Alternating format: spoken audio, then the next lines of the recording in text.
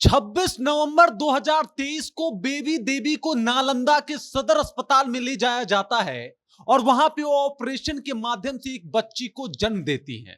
ठीक उसके 1.5 महीने के बाद बेबी देवी को वापस से पेट दर्द की समस्या आने लगती है और जब उन्हें पटना के एक बड़े अस्पताल में दिखाया जाता है और अल्ट्रासाउंड कराया जाता है और जब अल्ट्रासाउंड में जो रिपोर्ट सामने निकल के आता है वो सबको चौंका के रख देता है और एक बार फिर से सामने आती है नालंदा के सरकारी अस्पतालों में किए गए डॉक्टरों की नाफरमानी, किए गए डॉक्टरों की लापरवाही और सुशासन बाबू का गृह राज्य नालंदा और जो ये दम भरते हैं कि हमारे राज्य में स्वास्थ्य व्यवस्था जो है वो बहुत बेहतर है और बिल्कुल मुफ्त है, उसकी पोल खोल रही है। क्या है पूरी जानकारी और किस तरीके से सुशासन बाबू का स्वास्थ्य विभाग एक बार फिर से कटघरे में आके खड़ा हो गया है, इस पूरी जानकारी से हम आपको रूबरू कराएंगे। लेकिन उससे पहले मेरा नाम है रजत और आप देख रहे हैं जनता जंक्शन। मैं आपको बता दूं, सुशासन बाबू यानी नीतीश कुमार और इनके स्वास्थ्य मंत्री मंगल पांडे, ये लोग क्या खूब खेल कर रहे हैं बिहार में।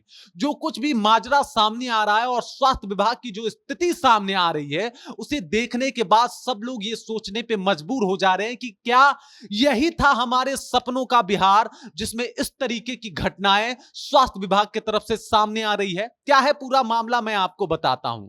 मैं आपको बता दूं कि रविंदर पासवान का ससुराल जो है वो नालंदा में है और वहीं पे मायके में उनकी पत्नी बेबी देवी जो है वो उस वक्त होती हैं जब उनको प्रसव पीड़ा शुरू होता है। 25 नवंबर 2023 को उन्हें एक निजी अस्पताल में ले जाया जाता है। उसके बाद अगले दिन अस्पताल जो है उन्हें रेफर कर देता है सरकारी अस्पताल के लिए। फिर उन्हें नालंदा के सदर हॉस्पिटल में ले जाया जाता है। वहां पे उनका ऑपरेशन किया जाता है। ऑपरेशन से एक बच्ची जो है वो जन्म लेती है और उसके बाद बेबी देवी वापस जो है नालंदा अपने गांव में पहुंच जाती हैं। लेकिन इन सब के 1.5 महीने बाद जो है फिर से बेबी देवी को वो प्रसव पीड़ा वाला ही दर्द शुरू हो जाता है, बहुत पेन होता है।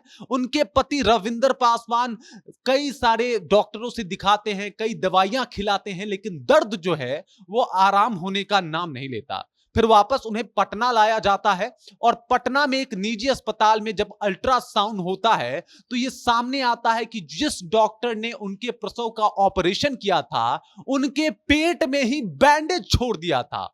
इतना भारी मिस्टेक का जो मामला है वो सामने आ रहा है और नालंदा के अस्पताल में जो ऑपरेशन हुआ था उनका प्रसव का, उसके बाद से उनके पेट में दर्द था और उसके बाद जो अल्ट्रासाउंड में मामला सामने आया वो भी चौंका देने वाला था और पता चला कि उनके पेट में ही ऑपरेशन का बैंडेज जो है वो छोड़ दिया जाता है। उसके बाद जो है उनका ऑपरेशन किया जाता है और बैंडेज निकाला जाता है जिसमें लगभग 4 से 5 लाख रुपए का खर्च आता है और इसकी जानकारी वो जो है वो नालंदा के डीएम शशांक शुभंकर को देते हैं लिखित तौर पे और वो बताते हैं कि किस तरीके से सरकारी विभाग की लापरवाही की वजह से, सरकारी अस्पतालों में डॉक्टरों की लापरवाही की वजह से आज उनकी पत्नी जो है वो जिंदगी मौत से तो जूझ ही रही है, इसके अलावा जो उनको खर्च आ रहे हैं वो कहीं ना कहीं उनका कमर तोड़ दे रहा है। वो एक तरीके से गरीब फैमिली से आते हैं रविंद्र पासवान और जब उनके साथ ये सब कुछ मामला होता है तो वो परेशान हो जाते हैं।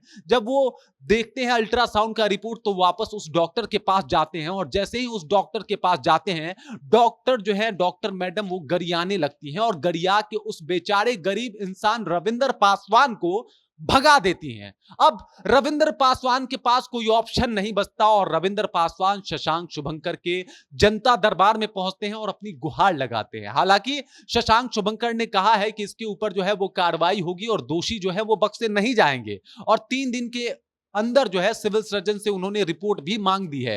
लेकिन इन सब के पीछे आता है मंगल पांडे और सुशासन बाबू का स्वास्थ्य विभाग, जो किस तरीके से लापरवाह और गैर जिम्मेदार है ये सब कुछ स्पष्ट होता हुआ नजर आता है। मैं आपको बता दूं, नीतीश कुमार हर बार इस बात का दम भरते हैं कि उनका स्वास्थ्य विभाग अभी बिहार में बहुत शानदार प्रदर्शन कर रहा है और बहुत अव्वल हो गया है पहले से, लेकिन जब इसकी स्थिति देखी जाती है और जो मीडिया का रिपोर्ट सामने आता है उसे देखने के बाद सब लोग अपने माथे को पकड़ लेते हैं कि क्या हम इसी स्वास्थ्य विभाग की कामना करते थे। आपको याद होगा कि मुजफ्फरपुर के सदर अस्पताल में कैसे एक युवक को गत्ता बांध के उसका इलाज किया जा रहा था, पैर टूटने के बाद कूट बांध के उसका इलाज किया जा रहा था। उसके बाद मैंने आपको एक खबर बताई थी जिसमें आपको बताया था कि किस तरीके से बिहार के सदर अस्पतालों की स्थिति खराब है और किस तरीके से वहां डॉक्टर मजबूर हैं, जिस तरीके का माहौल बना हुआ है। वो ऑपरेशन ठीक से नहीं कर पाते क्योंकि लाइट की व्यवस्था नहीं है, ओटी में बेड खराब है।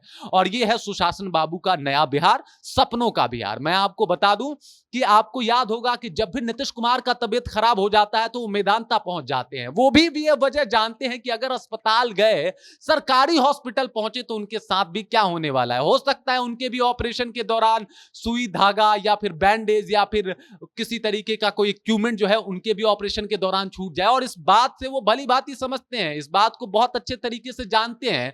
और शायद यही वजह है कि जब उनका तबीयत बिगड़ता है तो वो मेदांता चले जाते हैं। लेकिन सबको ये परामर्श देते हुए नहीं ठहरते कि भाई बिहार में जो स्वास्थ्य व्यवस्था है वो बहुत ज्यादा अव्वल है। मैं आपको बता दूं, ये नीतीश कुमार जिस बात का दम भरते हैं और कहते हैं ना कि 10 साल पहले 15 साल पहले का बिहार याद कर लीजिएगा, कैसा था बिहार, किस तरीके की थी स्थिति, जंगल राज था। याद कीजिएगा नीतीश बाबू, आज से 15 साल बाद जब आप मुख्यमंत्री नहीं रहेंगे, कोई और मुख्यमंत्री बनेगा तो इस बात को याद दिलाएगा कि याद कीजिएगा वो बिहार जिसमें ऑपरेशन के दौरान पेट में बैंडेज छोड़ दिया जाता था। डॉक्टर इतने ज्यादा लापरवाह थे कि गत्ते से लोगों का इलाज करते थे और पैर टूटने पे कूट का गत्ता बांध दिया करते थे। याद कीजिएगा वो बिहार जहां पे बेड की व्यवस्था नहीं थी, जहां पे ऑपरेशन के इक्विपमेंट नहीं थे।